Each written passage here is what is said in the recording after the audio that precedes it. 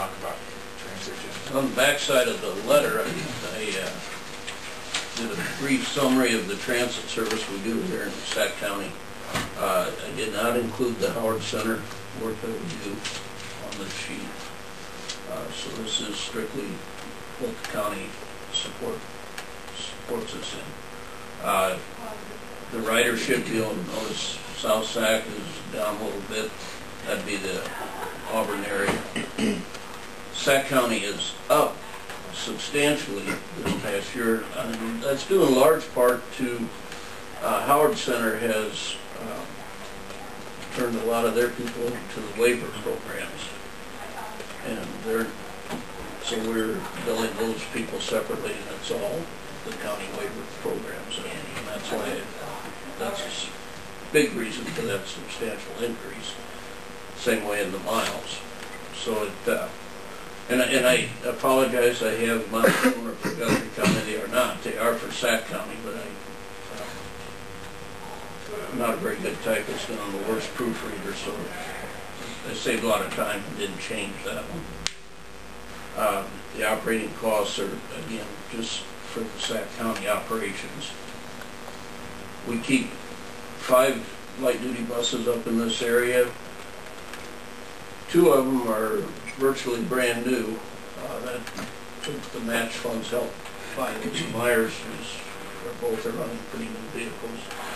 They put a lot of miles on, so we want to keep them in good vehicles. They're also a long ways away if they have problems, so keep them running in good vehicles.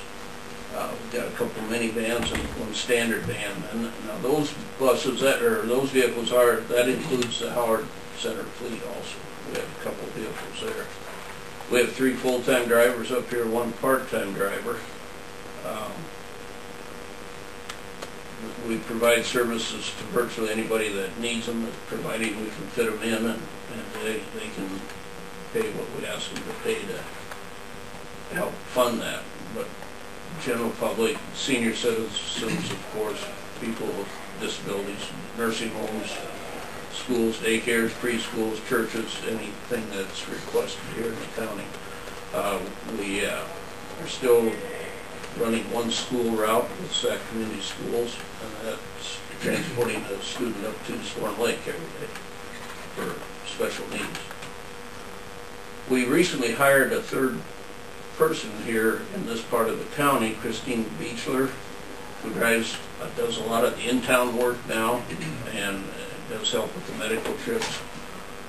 We are currently transporting 4 people to Storm Lake dialysis and 3 to Carroll dialysis 3 times a week. So that takes a lot of time and takes the buses out of the normal run of things. So Christine has picked up a lot of that slack and helped us out on that. So is she included in the full-time number? Yes. So she's the 3rd person? She's the 3rd full-timer.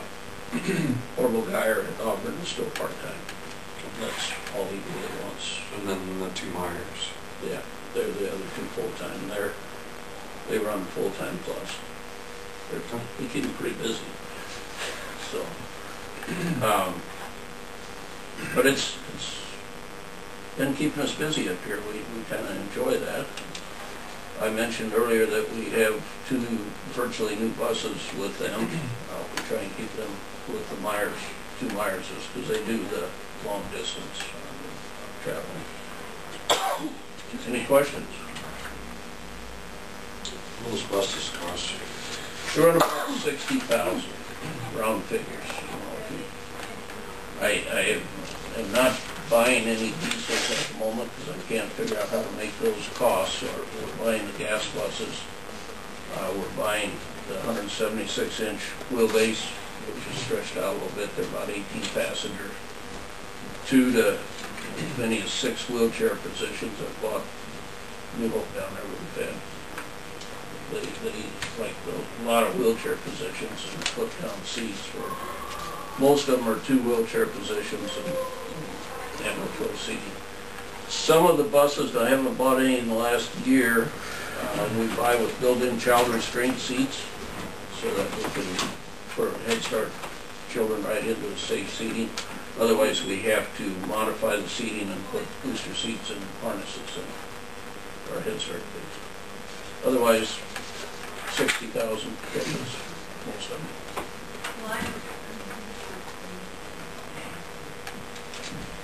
How many miles do we usually put on these buses before we replace? We shoot for 250,000. 230 to 260, 270.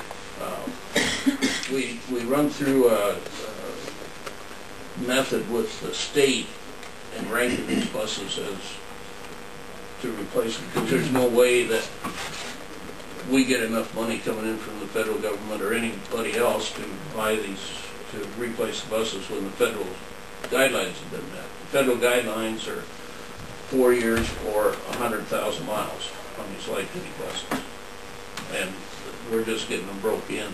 It's usually about 3 years. We've got 100,000 on them.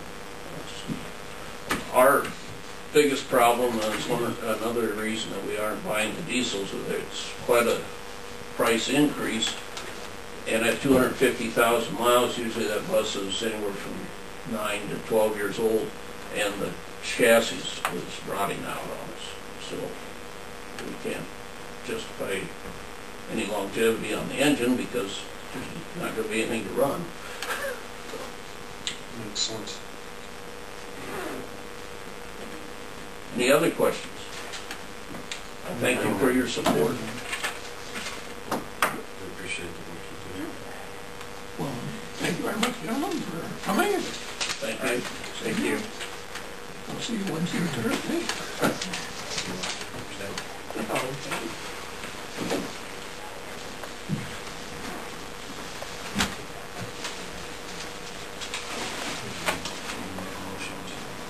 And then let's just do this, we'll go over the budget.